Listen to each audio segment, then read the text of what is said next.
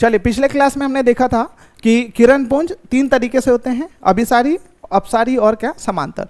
तो अभिसारी के बारे में हमने देख लिया था। ऐसा किरण पुंज जो क्या होती है, एक ही बिंदु पर जाकर अभिसरित होती है। अभिसरित कहने का मतलब होता है कि जमा होती है। उस बिंदु, उस किरण पुंज को हम लोग क्या कहते हैं, अभिसारी किरण पुंज। लेकिन आज हम लोग उसके आगे देखते हैं बाकी के जो दो टाइप हमारे पास बाकी रह गया था। देखिए दूसरा क्या है, अपसारी। अपसारी का मतलब क्या है, फैलना। फैलना मतलब क्या, एक बिंदु से जो अलग अलग दिशाओं में फैलेगी ना, उसको हम लोग कहेंगे अपसारी किरण पुंज।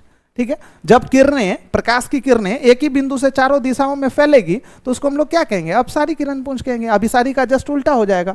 अब इसके अलावा समांतर क्या होगा, एक चीज हमेशा याद रखिएगा, अनंत से आती, मतलब क्या, अनंत से जो स्रोत है प्रकाश के, उससे जितने भी किरणें आती है ना, सबके सब क्या होती है, एक दूसरे के समांतर ही होती है। मान लीजिए बहुत दूर एक कोई लाइट जल रहा है और वहां से जो किरणें आएगी तो वो कैसा किरण होगा, समांतर किरण पुंज ही कहलाता है। ठीक है ना, तो इसको आराम से दिमाग में रख सकते हैं। कभी भी याद रखिएगा कि अनंत स्रोत से कोई भी जो प्रकाश की किरणें आती है तो वो कैसा होता है, समांतर किरण पुंज होता है। तो ये तो था किरण पुंज के तीनों प्रकार। चलिए अब इसके आगे हम लोग देखते हैं।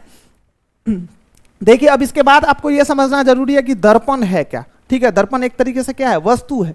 दर्पण वस्तु है जिसमें हम लोग क्या करते हैं, अपना शकल भी देखते हैं।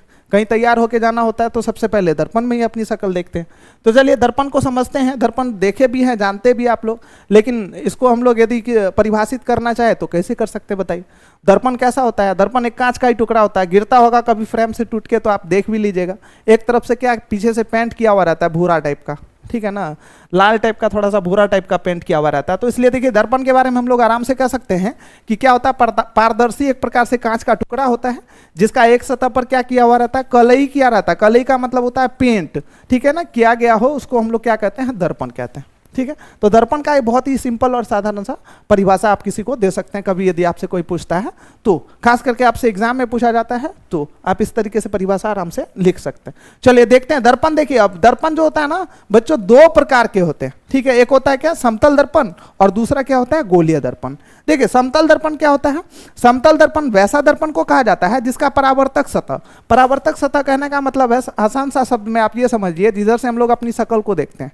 ठीक है, क्योंकि शकल पे जो रोशनी पड़ती है और जब वो दर्पण पे पड़ती है तो फिर टकरा कर वापस किधर से, उधर से ही आती है। अब बैक साइड से आप जाइएगा अपना शकल देखने के लिए तो थोड़ी दिखाई देगा, जिधर से रिफ्लेक्शन होगा उधर से ही ना आपकी शकल दिखाई देगी, क्योंकि भाई शकल ही आपकी किस घटना के कारण दिखाई देती है, प्रकाश के परावर्तन के घटना के कारण। अब परावर्तन किधर से होगा बताइए, पीछे साइड से थोड़ी ना होगा, फ्रंट साइड से होगा। तो इसलिए उसको हम लोग कौन सा सतह कहते हैं, परावर्तक सतह। तो जिधर से अपनी शकल को देखते हैं वो वाला सतह यदि पूरी तरीके से समतल होगा, सीधा होगा, तो उसको हम लोग कौन सा दर्पण कहेंगे, समतल दर्पण। जैसे घर वगैरह में हम लोग कौन से दर्पण का इस्तेमाल करते हैं, समतल दर्पण का, है ना। इस तरीके से फ्रेम व्रेम नया सजा वजा के लाते हैं और इसमें अपनी शकल को देख के कहीं जाते हैं, है ना। इस तरीके से दर्पण होता है जिसको हम लोग कहते हैं समतल दर्पण। अब देखिए इसके बाद यदि बात करें हम लोग तो समतल दर्पण के बाद जो होता है अपने पास एक होता है क्या, गोलीय दर्पण। ठीक है, गोलीय दर्पण क्या होता है, अब देखिए समतल दर्पण में उसका यदि परावर्तक सतह कैसा है, समतल है, तो गोलीय दर्पण में आप खुद सोचिए उसका परावर्तक सतह कैसा होगा, परावर्तक सतह कैसा होगा, गोल होगा। गोल कहने का मतलब क्या है, ऐसे होगा। ऐसे कहने का मतलब है या तो उभरा हुआ होगा या अंदर की ओर होगा। ठीक है, तो इसलिए गोलीय दर्पण को हम लोग आराम से कह सकते हैं क्या, गोलीय दर्पण को हम लोग कह सकते हैं कि वैसा दर्पण जिसका परावर्तक सतह क्या हो बताइए, जिसका परावर्तक सतह कैसा हो, जिसका परावर्तक सतह जो है ना गोलीय हो। ठीक है, या तो उभरा हुआ हो या अंदर की ओर हो, उसको हम लोग क्या कहेंगे, गोलीय दर्पण कहेंगे।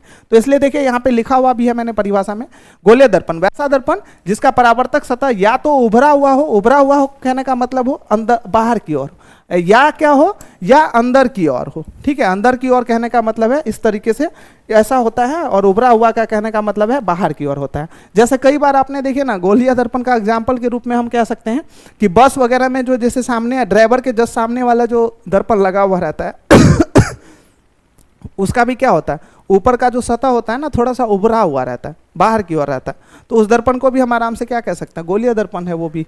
ठीक है, तो चलिए ये हो गया आपके पास गोलीय दर्पण। अब देखिए गोलीय दर्पण के भी प्रकार होते हैं। अब ये कितने प्रकार के होते हैं, ठीक है, उसको हम लोग देखेंगे अगले वीडियो में। तब तक के लिए आप इस तरीके से हमारे साथ बने रहिए और हमारे इस एडोरल क्लासेस को प्लीज़ सब्सक्राइब कर लीजिए, लाइक भी कर दीजिए और अपने दोस्तों के साथ शेयर भी कर दीजिए। ठीक है, मिलते हैं फिर हम लोग अगले वीडियो में। तब तक के लिए आप सभी का बहुत बहुत धन्यवाद।